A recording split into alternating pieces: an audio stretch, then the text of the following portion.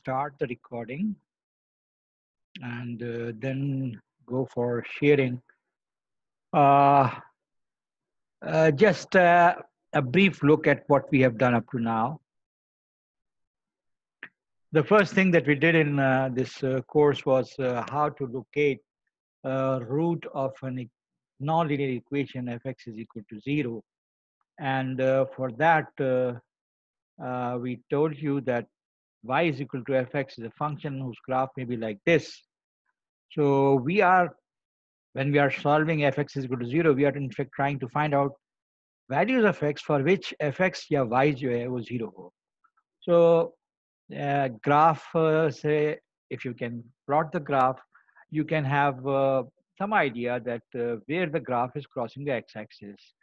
For example, in in this case, it is crossing x-axis between -2 and -1. So there is another point between 1 and 2, and there is another point -1.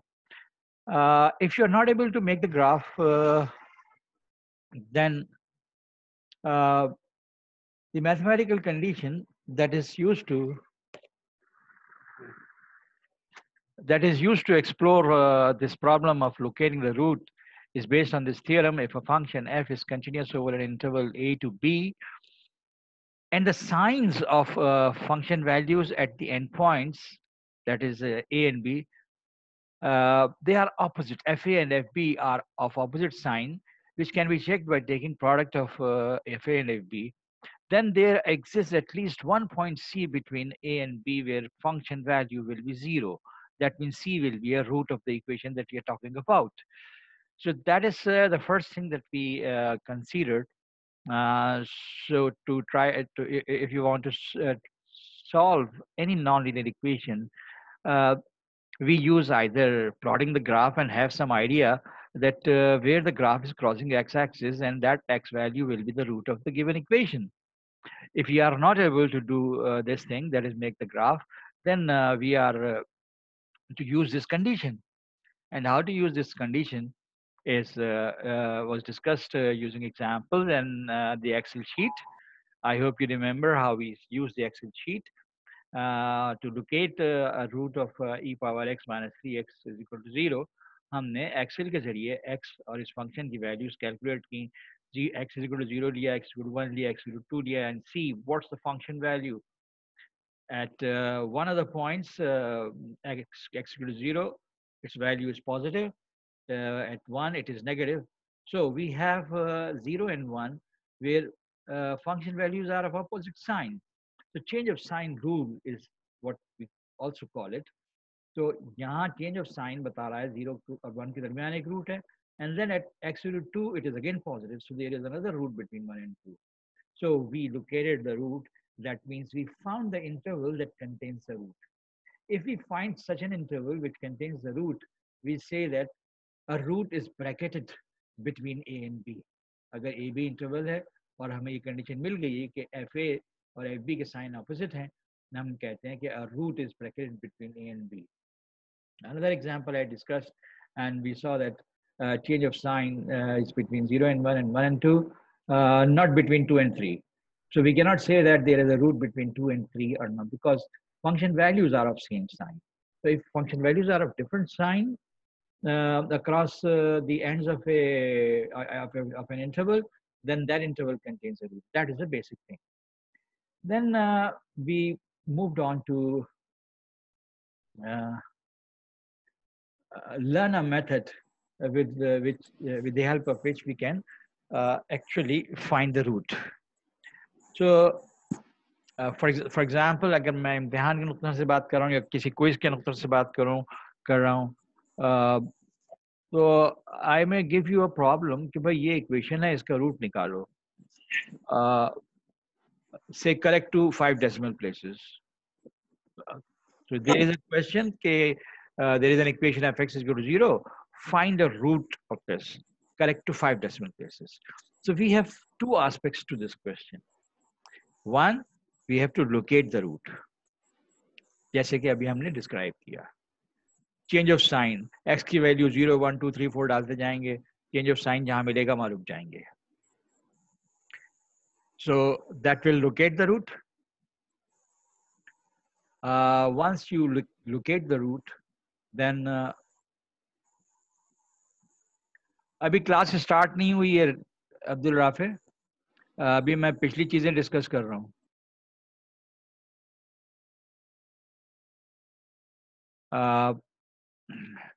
And everything is being recorded, so परेशान ना हो. So the problem fx is equal to 0. Find a root correct to 5 decimal places. मैं ये कह रहा था कि इसके दो एस्पेक्ट्स हैं. पहले तो आपने लोकेट करना है रूट, और लोकेट करने का भी हमने मेथड डिस्कस किया. x की वैल्यू 0, 1, 2, 3 फंक्शन में रखते चले गए. जहाँ चेंज ऑफ साइन मिला हमने कहा इस इंटरवल में रूट है. Once we have located the root, then we use a method to find the root to desired accuracy, and that method is again based on the same mathematical theorem that I discussed while describing how to locate a root. तो change of sign rule जो है हमारा bisection method या interval halving method जो है वो इस पे depend करता है. So in case a root lies in the so we start with A and B, and we say that FA and FB are of opposite sign, that means their product is negative. तो फिर हम mid point निकालते हैं. जब mid point निकालते हैं किसी interval का, फॉर एग्जाम्पल मेरा स्टार्टिंग ए इंटरवल है A naught B naught, root यहाँ पे है कहीं, ग्राफ जो है इस एक्स एक्सिस को कहीं R से क्रॉस कर रहा है, तो मैं मिड पॉइंट कैलकुलेट करता हूँ.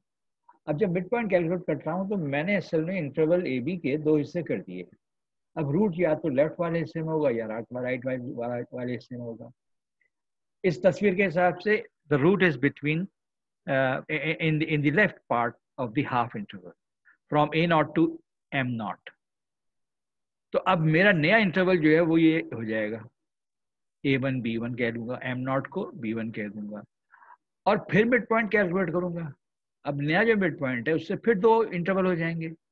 अब इनमें से या तो लेफ्ट हिस्से में होगा या राइट हिस्से में होगा. अगर लेफ्ट में है तो फिर अगला इंटरवल मेरा वो होगा जिस पे काम करूंगा, लेकिन यहाँ मुझे राइट पे नजर आ रहा है.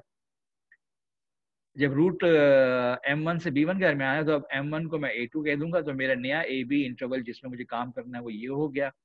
And then I find midpoint again. Then I have again two parts of the current interval, और रूट जो है इनमें से किसी एक में होगा. Now while I am doing all this, I am using this algorithm. ये हम लास्ट टाइम डिस्कस कर चुके हैं एट लेंथ. हमने फंक्शन डिफाइन करना है, हमने ए और बी सेलेक्ट करने हैं. एस कौन से ए और बी, जिन पे एफ ए और एफ बी के साइन अपोजिट हो, ये पहले सेलेक्ट करने हैं. और एक नंबर सेलेक्ट करना है जिसको हमने टॉलरेंस के नाम से इंट्रोड्यूस किया था, जो कि एक स्मॉल नंबर है. और उसके बाद हमने क्या करना है, एफ ए कंप्यूट करना है, एफ बी कंप्यूट करना है, मिड पॉइंट कंप्यूट करना है, and after midpoint we calculate the function value at midpoint.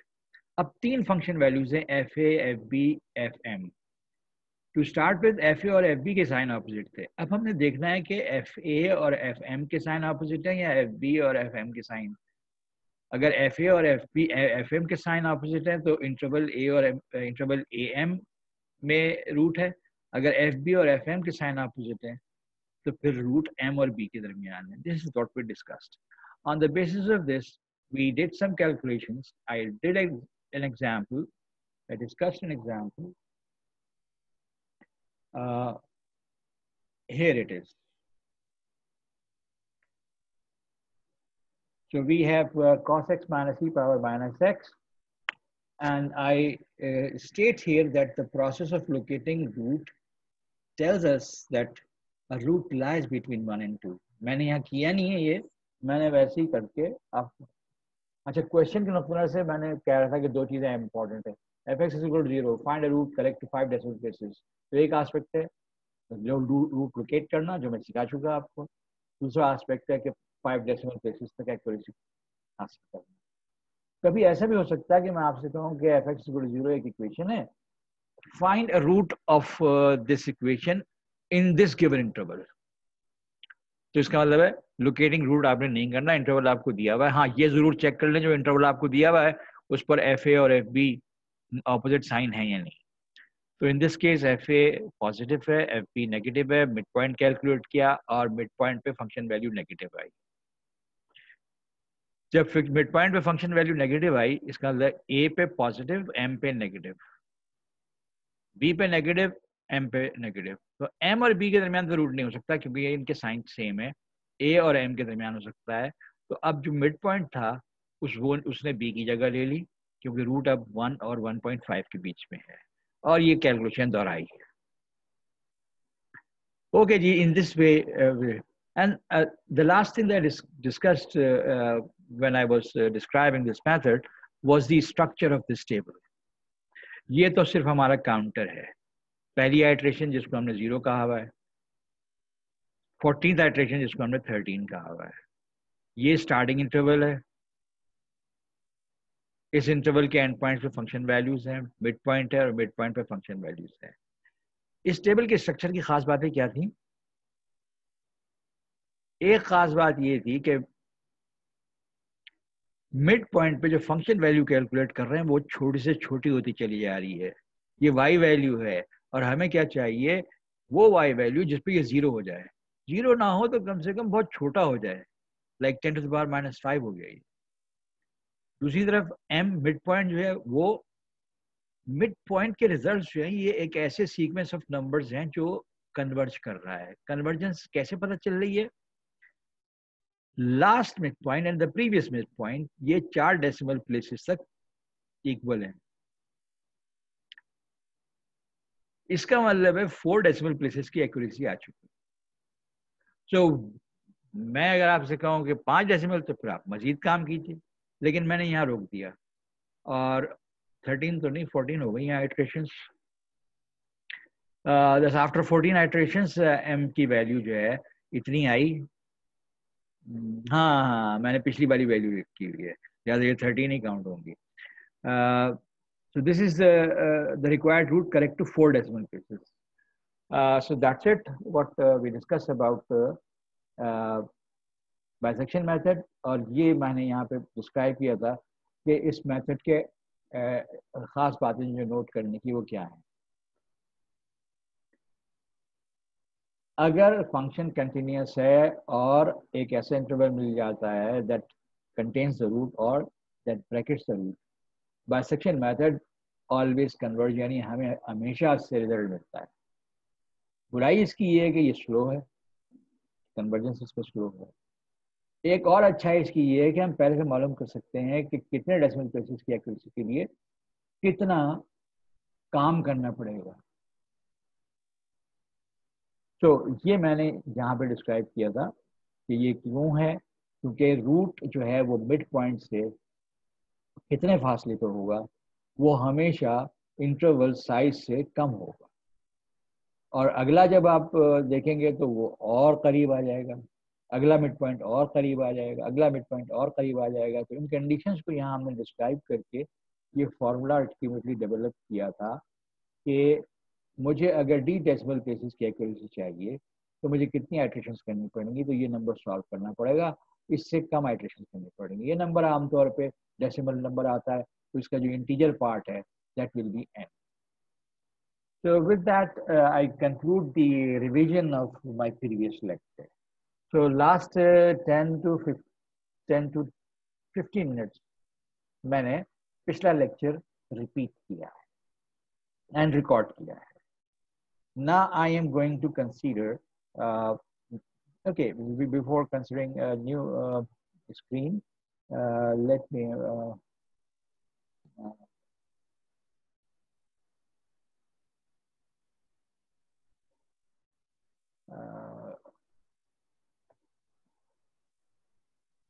इसमें 2 प्रॉब्लम सॉल्व किए हुए, और आप लोगों के पास ये रिसोर्सेज में ये फाइल मौजूद है, मैंने LMS पे शेयर की है, और आप इसको ज़रूर पढ़िए।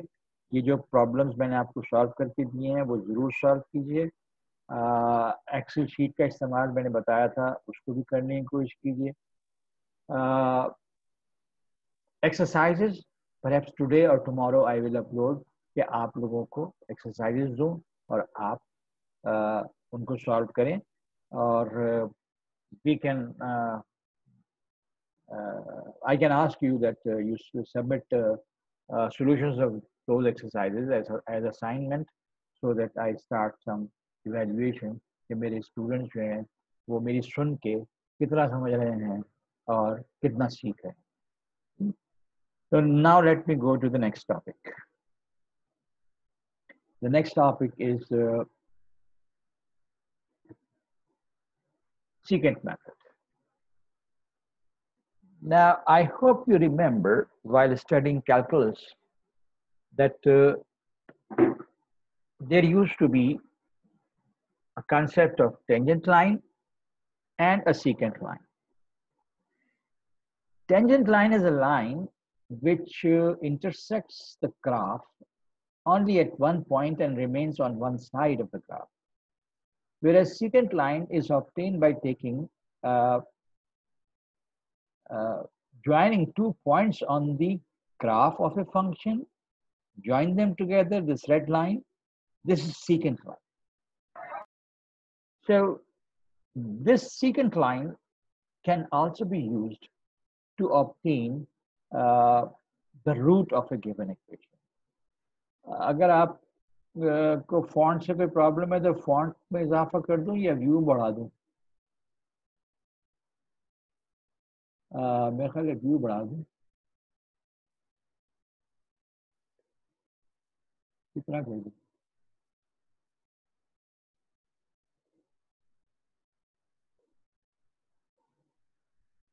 I think this is good enough, huh? So we can use the secant line to find out the root of a given equation. Equation is again fx is equal to 0. Fx can be any arbitrary non-linear function, which is at least as complicated कि मैं कोई usual method of solving an equation इस्तेमाल ना कर सकूं, और अगर कर भी सकता हूं तो मुझे तो ये मेथड सीखना और इसका कोई रूट अगर किसी इंटरवल मुझे पता चल जाए कि x1 से x2 के दरमियान इसका एक रूट मौजूद है, तो जो प्रोसेस हम करने जा रहे हैं जिसके टाइटल हमने लिखा है सेकेंड मेथड, ये लीनियर इंटरपोलेशन मेथड भी कहला सकता है. ये इंटरपोलेशन क्या होती है? That will be a part of our course at a later stage, and while I was introducing this subject, I told you the interpolation will be a substantial part of our course. This is the simplest kind of interpolation linear. For the time being, don't bother about linear interpolation term, but just for academic interest, ये मैंने कहा कि linear interpolation भी कह सकते हैं. Or the more commonly used name is secant method. It is described. This is described here using the figure.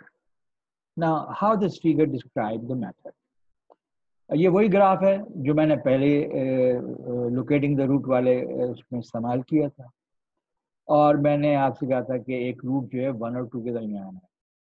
तो x is equal to 1 पे y की कुछ वैल्यू होगी, तो ये पॉइंट के कोऑर्डिनेट x y 1 y1. इस पे x इक्वल टू 2 पे इसकी y की कुछ वैल्यू होगी, तो ये x2 y2 मैंने कहा हुआ है. तो symbolically root is between x1 and x2, और इस एग्जांपल में, इस पिक्चर में रूट बिटवीन 1 एंड 2 है. मैं क्या कर रहा हूँ? मैं ये कर रहा हूँ कि x इज इक्वल x1 और x2 पे जो मैंने कोऑर्डिनेट्स पॉइंट्स के कोऑर्डिनेट्स लिखे हुए हैं, इन दोनों पॉइंट्स को ज्वाइन कर दिया मैंने. जब मैंने इन दोनों पॉइंट्स को ज्वाइन किया तो मैं ये भी ऑब्जर्व करता हूँ कि ये लाल लाइन जो कि सेकंड लाइन है, जो कि इन दो पॉइंट्स यानी इंटरवल A1 से 2 तक के जो एंड पॉइंट पे जो ग्राफ के पॉइंट्स हैं उनको ज्वाइन करने वाली लाल लाइन, जिसका नाम मैंने सेकंड लाइन कहा, ये भी एक्स एक्सिस को क्रॉस कर रही है. इसका इस पॉइंट पे जहाँ ये लाल लाइन एक्स एक्सिस को क्रॉस कर रही है, एक्स की कोई वैल्यू होगी जिसको मैंने सिंबॉलिकली x3 कह दिया है. कॉरस्पॉन्डिंग जो y3 है, चूंकि ये x एक्सिस पे है ये पॉइंट, तो y3 0 होना चाहिए। बस जनाब, अब हमें ये एक बेसिक क्लू है कि हमारा मेथड कैसे काम करता है। हम वो इंटरवल लोकेट करते हैं जिसमें रूट है, फिर इंटरवल के एंड पॉइंट पर जो फंक्शन के ग्राफ पे पॉइंट्स हैं उनको ज्वाइन करते हैं, सीकेंट लाइन मिलती है। सीकेंट लाइन मिलने के बाद हम सीकेंट लाइन जिस पॉइंट पे एक्सिस को क्रॉस कर रही है उसका x जो है उसको हम x3 कह देते हैं। अब मेरे पास x की 3 वैल्यूज हैं, x1, x2 और x3। सीकेंट मेथड में करता ये हूँ, x1 को छोड़ देता हूँ, x2 और x3 इनको इस्तेमाल करता हूँ, लेकिन x3 पे मुझे फिर y की वैल्यू एक्चुअल फंक्शन से कैलकुलेट करनी पड़ेगी। ये तो सीकेंट लाइन है, सीकेंट लाइन लाल लाइन जो है ये फंक्शन के ग्राफ का हिस्सा नहीं है, फंक्शन का ग्राफ तो ब्लू है। तो x3 पे फंक्शन के x3 के कॉरस्पॉन्डिंगली फंक्शन पे कोई पॉइंट यहाँ पे होगा, तो मैं वो पॉइंट तलाश करूंगा और फिर x3 y3 और x2 y2 को ज्वाइन कर दूंगा। उनको ज्वाइन करने से मुझे एक और सीकेंट लाइन मिलेगी, वो भी x एक्सिस से गुजर रही होगी। उस पे जो x है वो x4 कहलाएगा और y4 जो 0 होगा। लेकिन x4 पर फिर मैं y4 कैलकुलेट करूंगा, फिर मेरे पास x2 x3 x4 3 पॉइंट है, उनमें से मैं 2 पॉइंट लूंगा और फिर काम आगे बढ़ाऊंगा। So let us see what's described here.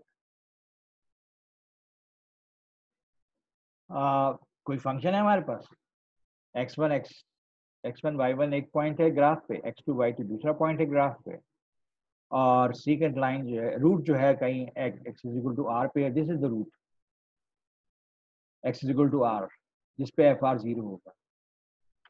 To find an approximate value of root मैंने क्या करना है, सीकेंट लाइन बनानी है। कैसे? Starting x1 y1 starting point और x2 y2 टर्मिनेटिंग पॉइंट, इन दोनों को ज्वाइन करके और देखना है कि ये x एक्सिस को कहाँ इंटरसेक्ट कर रही है, x3 पे। जो लाल लाइन है जिसको आप सीकेंट लाइन कह रहे हैं उसका स्लोप क्या होगा? ये लाल लाइन बनी है किन से पॉइंट से, x1 y1 से और x2 y2 से। तो इसका टेंजेंट जो है, slope of the tangent, no, slope of the secant line y2 minus y1 upon x2 minus x1। अच्छा जी, अब जरा तस्वीर पे देखें, मैं x1 y1 x2 y2 से स्लोप कैलकुलेट करूं या x1 y1 और x3 y3 से स्लोप कैलकुलेट करूं? लाइन तो वही है ना, तो वही को वही स्लोप आएगा। चुनाचे what I do is not only write down secant line using y2 minus y1 upon x2 minus x1, but also I write down slope of secant line y3 minus y1 upon x3 minus x1. But y3 0 है, तो y3 0 है तो यहाँ पे y3 0 हो गया, ये -1 रह गया। अब इसका मतलब है ये चीज y2 minus y1 upon x2 minus x1 और -y1 upon x3 minus x1 दोनों बराबर हैं, बिकॉज ये भी स्लोप ऑफ सीकेंट लाइन है, वो भी स्लोप ऑफ सीकेंट। तो इन दोनों को इक्वेट कर दिया हमने। इन दोनों को इक्वेट करने के बाद थोड़ा सा अलजबरा तुम खुद कर लेना, इस इक्वेशन के अंदर से x3 को सब्जेक्ट बनाना है, बाकी सबको दूसरी तरफ। ये काम किया तो ये इस तरह की इक्वेशन आ गई। कर लोगे ये थोड़ा सा अलजबरा? हेलो जी कैसा कर लेंगे। तो x3 को यहाँ से यानी ये उठा के इधर लाओगे, ये उठा के इधर लाओगे, x1 फिर इधर आ जाएगा, सुख कर करा के ये आ जाएगा। लेकिन इसको एक खास अरेंजमेंट में ले आया मैं, x3 अपनी जगह, x1 अपनी जगह, y1 अपनी जगह, और इसका रेसिप्रोकल y1 के नीचे ले गया। आई रिपीट, ये जो y1 के साथ नंबर मल्टीप्लाई हो रहा था इसका रेसिप्रोकल y1 के नीचे ले गया। क्यों ले गया? इसकी शक्ल देख के बता सकते हो ना ये क्या चीज है, खास चीज है ना ये? Yes sir. ये है स्लोप ऑफ सीकेंट लाइन। तो ये जो मैंने स्ट्रक्चर लिखा है अब इस इक्वेशन का, वो कैसा है कि x1 y1 और x2 y2 के जरिए मैं ये slope of secant line calculate करूंगा, और स्लोप ऑफ सीकेंट लाइन यहाँ नीचे रखूंगा, x1 y1 रखूंगा और उससे x3 कैलकुलेट कर लूंगा। And x3 is my new approximation to the root, or you can say first approximation of the root. So that slope of secant line appear in the denominator of this first formula. अब अगर मेरे पास 3 points हैं, x1 y1 x2 y2 x3 y3, या x1 x2 x3, इनमें से मैं एक को छोड़ दूंगा, फॉर एग्जाम्पल x1 को छोड़ दिया, और x2 x3 पर ऊपर वाला प्रोसेस दोबारा रिपीट किया, तो x2 x3 के जरिए स्लोप ऑफ सीकेंट लाइन लिखा जाएगा। फिर वो जो सीकेंट लाइन है वो एक्स एक्सिस को क्रॉस कर रही होगी, और फिर उसके बाद ये टर्म इस तरह की टर्म बनेगी। अल्टीमेटली अगला एक्स जो कैलकुलेट होगा, जो दूसरी सीकेंट लाइन का एक्स इंटरसेप्ट होगा, उसकी value x4 is equal to x2 minus y2 upon new secant line और द लेटेस्ट सीकेंट लाइन। अब ये मैंने ज्योमेट्री नहीं बनाई भी इसकी, और मैं चाहूंगा कि तुम लोग अपने कागज पेंसिल लेके बैठ के इसकी ज्योमेट्री बनाने की कोशिश करो। लाल सीकेंट लाइन पहली सीकेंट लाइन है, x3 y3 यहाँ पे कोई पॉइंट आएगा इस जगह पे, इसको x2 y2 से मल्टीप्लाई करोगे तो नई सीकेंट लाइन बनेगी जो कि एक्चुअल रूट के करीब से गुजर रही होगी, और वहां पे x4 होगा। वो x4 जो है वो हमने यहाँ लिखा है, और अलजबरा वलजबरा कुछ नहीं किया है, बस जो फॉर्मेट इसका है उसमें एक एक इंडेक्स आगे बढ़ा दिया है। I hope you understand the term index. x1 की जगह x2, y1 की जगह y2, y2 की जगह y3, x2 की जगह x3, तो हर जगह इंडेक्स एक बढ़ा दिया है, तो x3 की जगह x4। And this method proceed further by increasing the index at every step. So हम start with x1 x2 x3, in fact start with x1 x2, x3 calculate किया, x3 कैलकुलेट करने के बाद x1 को छोड़ दिया, x2 x3 इस्तेमाल किया और उससे x4 कैलकुलेट किया। अब x2 x3 x4 हमारे पास है, इसमें से x2 को छोड़ दिया, x3 x4 इस्तेमाल करके x5 कैलकुलेट किया। इसी तरह करते करते हम किसी एक स्टेज पे पहुंचे जहां हमारे पास xn और xn+1 है, उनके जरिए हमने xn+2 कैलकुलेट किया। फिर xn+2 और yn+2 के जरिए हम xn+2 और xn+1 के जरिए हम xn+3 कैलकुलेट कर सकते हैं, and we can keep on. Now it seems to be the completion of the description of the method. Each successive step, what happens in that? Value of xn that we obtain is supposed to be a better approximation. Is supposed to be. It's not promised to be a better approximation.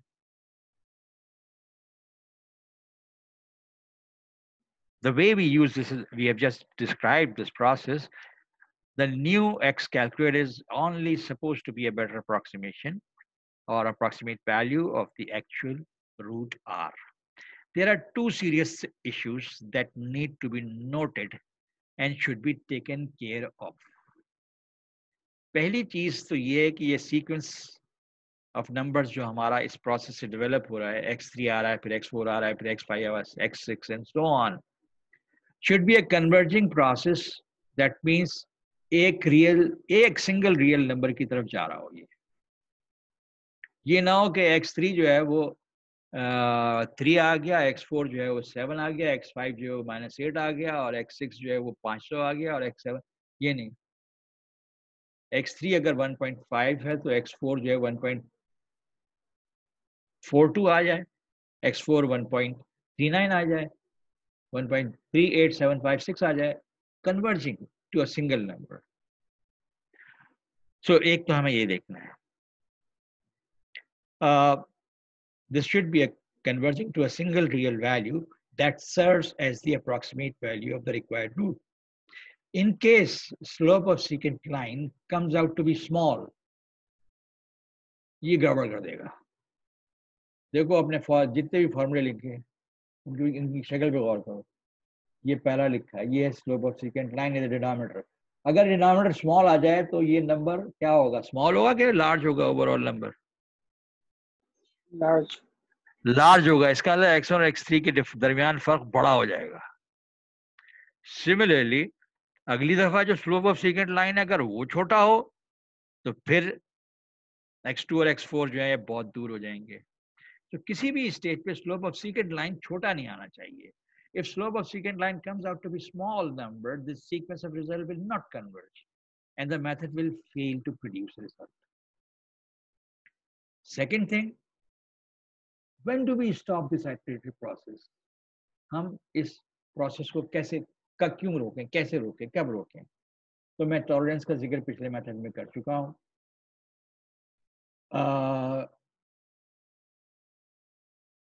हम इस method में convergence को check करने के लिए दो तरीके इस्तेमाल कर सकते हैं, कन्वर्जेंस या डाइवर्जेंस दोनों। हमने कहा method fails due to divergence, in which case नया एक्स और पुराना एक्स इनके दरमियान जो फर्क है वो बहुत बड़ा हो जाएगा।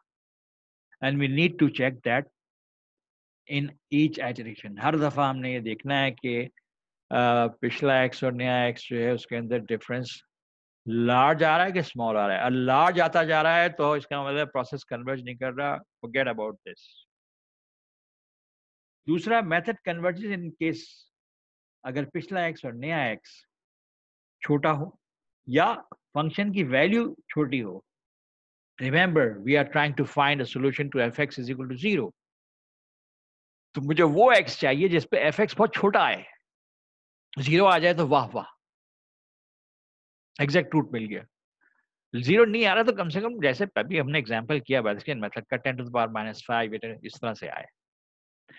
सो इसके लिए हम ने लव्स टॉलरेंस का इस्तेमाल किया हुआ है। तो या तो नया एक्स और प्रीवियस एक्स जो है that is less than tolerance, and tolerance में भी 10 टू द पावर -5 और 10 टू द पावर -10, जितने डेसिमल की एक्यूरेसी चाहिए 10 टू द पावर उतना नंबर कर दो, नेगेटिव दैट। ओके, लाइक 0.00001 अगर ये इन दोनों के दरमियान डिफरेंस इससे कम है, इसका मतलब 5 डेसिमल तक ये दोनों सेम है, उसके बाद डिफरेंस आ रहा है। So 10 to the power minus what, ये नंबर क्या है, 10 टू द पावर -5 है, इसका मतलब 5 डेसिमल प्लेसेस की एक्यूरेसी आ रही है। So we will stop the process in case of convergence like this. It will stop the process in case of divergence like this, कि अगर पिछला और नया x वैल्यू जो है उसके दरमियान डिफरेंस बढ़ता चला जा रहा है तो भी रोक देंगे हम, क्या डाइवर्ज हो गया, फेल हो गया method. Now this was not the case with bisection method. Bisection method अपनी conditions में ऐसा है कि अगर इंटरवल ए बी पे एफ ए और F B negative opposite sign के हैं और अपना एल्गोरिथम तुम सही सही लगा रहे हो तो वो डेफिनेटली कन्वर्ज करेगा। मगर ये एल्गोरिथम तुम सही सही लगा रहे हो तब भी डाइवर्ज कर सकता है, और कन्वर्ज करेगा तो बाबा अच्छी बात है। So let us consider example. Look at this, ये 3x plus sign x minus e power x,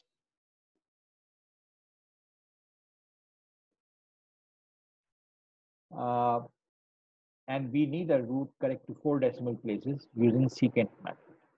अच्छा, ये टेबल ऑफ रिजल्ट्स है। मैं आपसे फिर मैंने कहा है एक्सेल शीट तो आपने बहुत एक्सेसिवली इस्तेमाल करनी है। मैं आपको एक्सेल शीट इस्तेमाल करके दिखाता हूँ। I hope you enjoyed the use of Excel sheet last time and you will still enjoy that. अबे यार कहाँ फंसा भाई?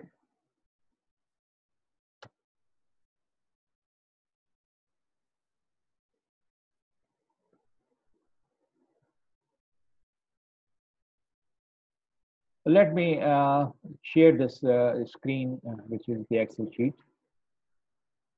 I hope you can see the Excel sheet where मैंने वो फॉर्मूला फंक्शन कॉपी कर लिया है यहाँ पे.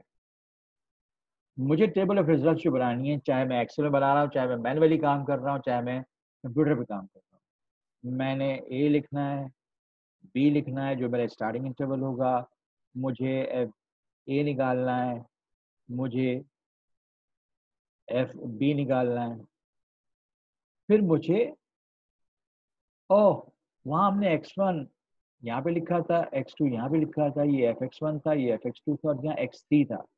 चलो कोई बात नहीं, हम यहाँ पे c लिख देते हैं और उसके बाद फंक्शन की वैल्यू. ये बदमाशी करता है, fc को पता नहीं क्या बना देता है. अच्छा जी, हमने कहा था कि इसका रूट कहाँ है. अच्छा चलो भाई रूट लोकेट भी कर लेते हैं.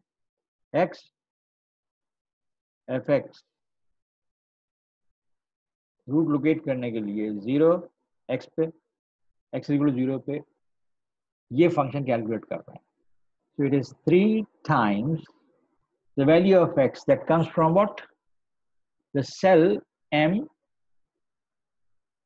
the cell number M4. M4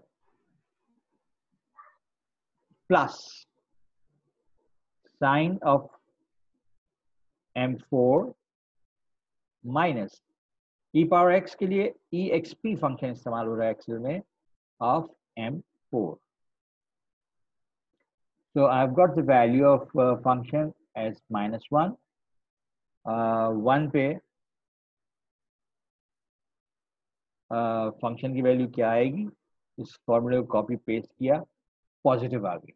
that is what we said कि इसका एक रूट जो है 0 और 1 के दरमियान है और हम इसी में करते हैं calculation. So this formula again fitted here is equal to 3 times a value is in D8 plus sine of D8 minus exp D8 and then FB is इसी फॉर्मूले को कॉपी करके FB यहाँ पे आ गया. देख लें x इक्वल टू 0 पे -1 वैल्यू, x इक्वल टू 1 पे 1 point this and c calculate करना है ना. c कैलकुलेट करने का फॉर्मूला डिफरेंट है. अब पहले तो हमने बाइसेक्लिक मेथड में यहाँ मिड पॉइंट कैलकुलेट करते थे, लेकिन यहाँ मिड पॉइंट नहीं कैलकुलेट करते. यहाँ हम क्या कैलकुलेट कर रहे हैं? Look back at the worksheet. क्या कैलकुलेट कर रहे हैं? ये कैलकुलेट कर रहे हैं. अब ये चीज ये इसमें स्लोप ऑफ सेकेंड लाइन की कैलकुलेट होगा, इतनी सारी चीजें कैलकुलेट हो रही हैं. तो A F A divided by F B minus F A divided by B minus A. तो मैं इस फॉर्मूले को किस शक्ल में लिखूंगा वहां पे? Let us see. इसको मैं कॉपी कर लूं.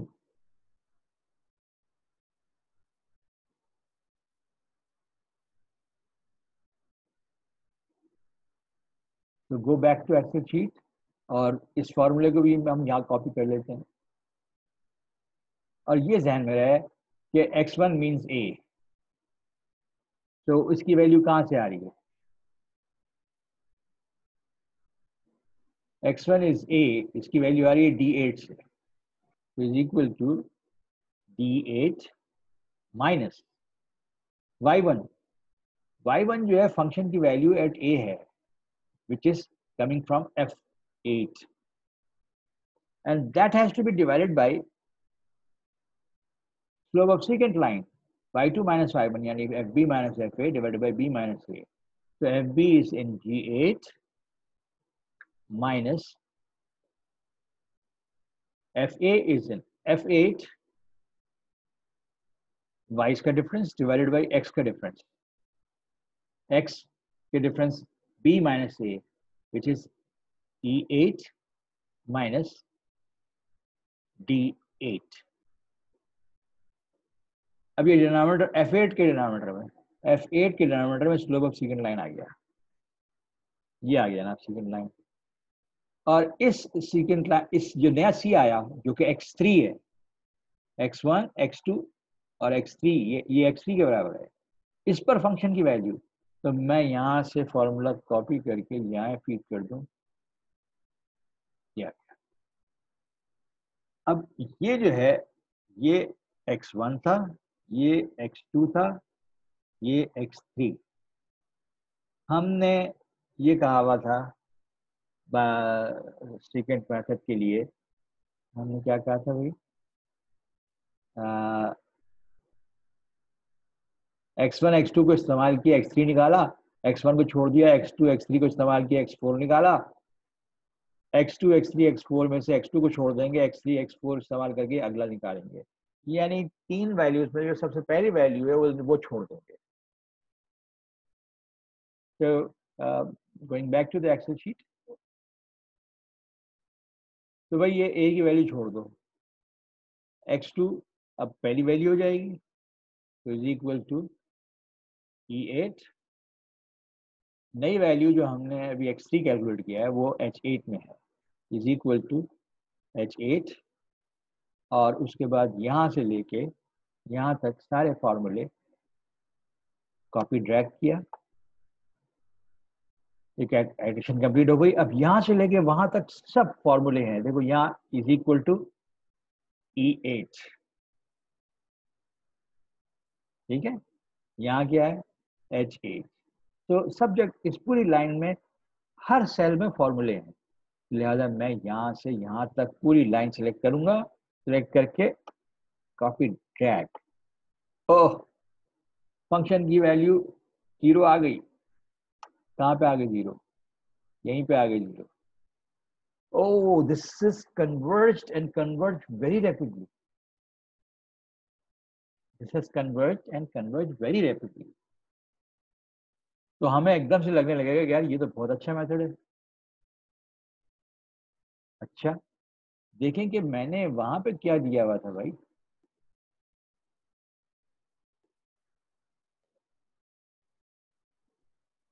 यहाँ पे इतना अच्छा, इतनी अच्छी सूरत हाल नहीं थी। ओह यस, इतनी अच्छी सूरत हाल थी यार। देखो ना, इस सी में और इस सी में कोई फर्क ही नहीं है। मैंने आखिरी जो लाइन है, आखिरी कॉलम मैंने इसमें डाला ही नहीं, but we have seen last column that gives the function value at अरे ये खोल दिया दोबारा मैंने, इधर की एक्सप्रेशन।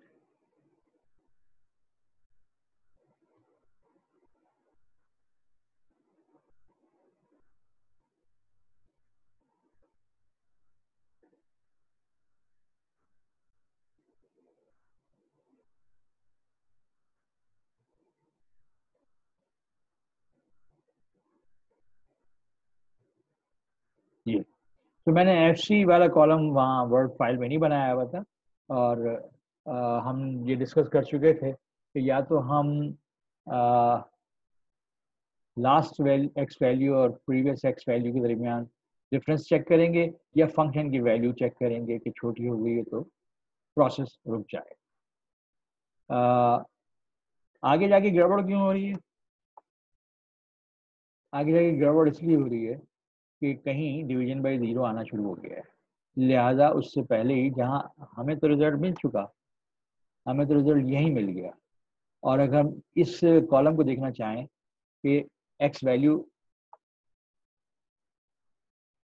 4 और 4 8 9 डेसिमल प्लेसेस तक एक्यूरेट है, और अगर मैं इसकी प्रिसिशन और बढ़ा दूं तो इसकी प्रिसिशन कैसे बढ़ाऊं? हाँ, format cell.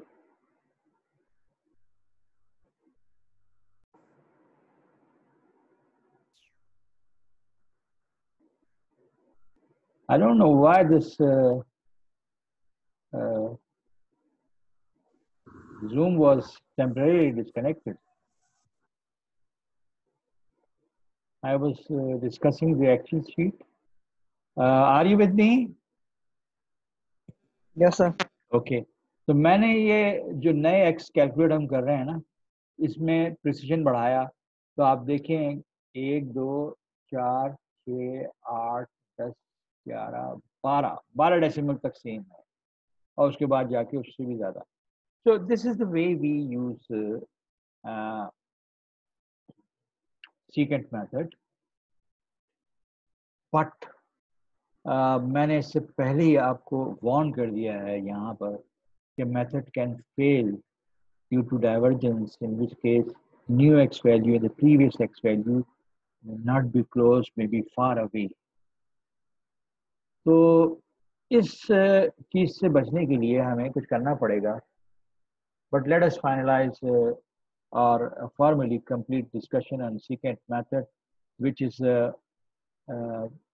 in a way simpler compared to bisection method, जिसमें मुझे चेंज ऑफ साइन का ख्याल करना पड़ रहा था। यहाँ मुझे कोई चेंज ऑफ साइन नहीं, बस 2x वैल्यू से स्टार्ट की, तीसरी x निकाली, पहली छोड़ दी, फिर अगली 2x वैल्यू से अगली x वैल्यू निकाली और पिछली सबसे पहले वाली छोड़ दी। तो हर आने वाली 2x वैल्यूज को इस्तेमाल कर गए। हाँ, मिड पॉइंट की जगह ये कैलकुलेट करें। तो हम सीक्रेट मेथड के एल्गोरिथम जो उसमें फंक्शन सेलेक्ट करेंगे, ए और बी सेलेक्ट करेंगे, that bracket a root, tolerance select करेंगे और डाइवर्जेंस के लिए लार्ज नंबर सेलेक्ट करेंगे। क्योंकि डाइवर्जेंस मैं प्रोग्रामिंग करने जा रहा हूँ, तो प्रोग्रामिंग में तो मुझे दिखाई तो नहीं देगा ना नंबर, तो I have to check it through logic. So tolerance is small number and div is a large number. और फिर ये सब कुछ कंप्यूट करेंगे हम, क्या क्या, F A, F B, C and F C, और इन सबको डिस्प्ले करेंगे। अगला स्टेप ये होगा कि अगर बी और सी लास्ट 2x वैल्यूज, इनके दरमियान जो डिफरेंस है वो टॉलरेंस से कम हो गया है, तो हमारा काम खत्म हो गया। Exit to stop step 5। Less than tolerance, exit to step 5, no, ये तो गलत है। अगर difference is less than tolerance, we have to stop. So this has to go to step 6.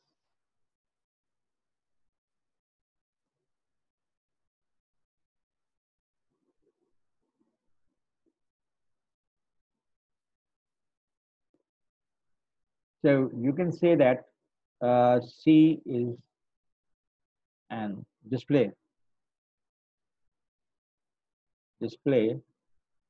C is an approximate root and finish. उसके बाद आपने adjust करना है, पहले को छोड़ना है, बी और सी को इस्तेमाल करना है, और ये देखना है कि बी और सी के दरमियान डिफरेंस बड़ा तो नहीं हो गया। बहुत बड़ा है, अगर डाइवर्जेंस जो बड़ा नंबर हमने चूज किया हुआ है, तो फिर आपने डिस्प्ले करना है डाइवर्जेंस एंड क्विट। अदरवाइज आपने इस स्टेप पे आना है और फिर स्टेप 2 से लेके स्टेप 4 तक आपने रिपीट करना है। This is the algorithm. If you want to make a program, now you can make program. जी, so how to stop the divergence.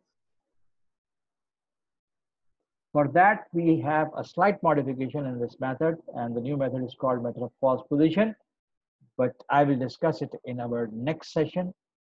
आज का सेशन हमारा तकरीबन 50 मिनट का हो गया, एंड अगर मैं हफ्ते में 2-3 सेशन 50-50 मिनट की कर लूँ, तो I think that will be more than enough for completion of the course. Okay,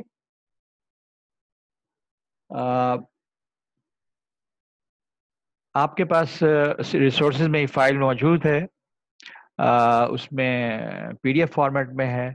आप उसको पढ़िए और आपके जहन में कुछ सवाल आता है, व्हाट्सएप ग्रुप पे आप सवाल पूछ सकते हैं।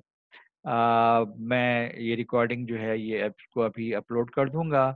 तो जो लोग मौजूद नहीं थे, और मेजॉरिटी मौजूद नहीं थी, 8-10-12 लोग मैं एट द मोस्ट आए थे, और मैं इससे ज़्यादा एक्सपेक्ट भी नहीं करता, तो बाकी लोग इंशाल्लाह लेक्चर सुन लेंगे। तो अब इस लेक्चर का जो पार्ट है जिसमें डाइवर्जेंस कंट्रोल करने के लिए एक एडिशन है, ये मैं फिर नेक्स्ट सेशन में, जो कि मैं अनाउंस करूंगा इन अ डे और 2, हो सकता है संडे को मैं लूँ किसी टाइम, और फिर यही होगा कि 10 12 15 लोग अटेंड कर लें तो काफ़ी है, बाकी रिकॉर्डिंग इंशाल्लाह अपलोड कर दूंगा. With that I am going to terminate the session.